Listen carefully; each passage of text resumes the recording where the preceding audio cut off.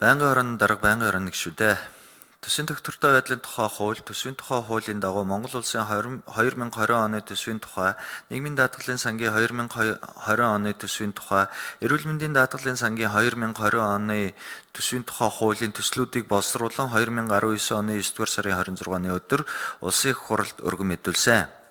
Эх он засгийн газар эдийн засгийг тогтвортой өсөлтөөр хангаж төсвийн үр ашгийг дээшлүүлэхэд чиглэсэн цахим ил тод үр ашигтай төсвийн бодлогыг үргэлжлүүлэн авч хэрэгжүүлнэ.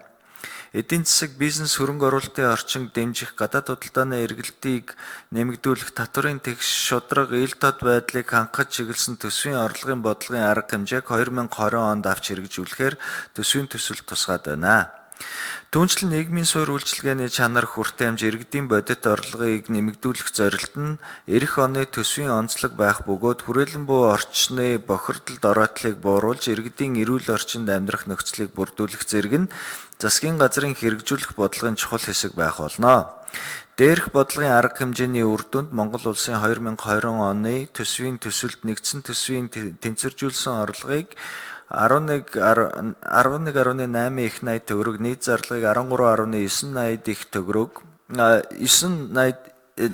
их найт төгрөг, тэнцвэржүүлсэн тэнцлийг 2.1 их найт төгрөгийн алдагдaltaгаар буюу дотоодын нийт бүтээгдэхүүний 5.1%-тай 1%-тэй тэнцэхээр тооцлоо.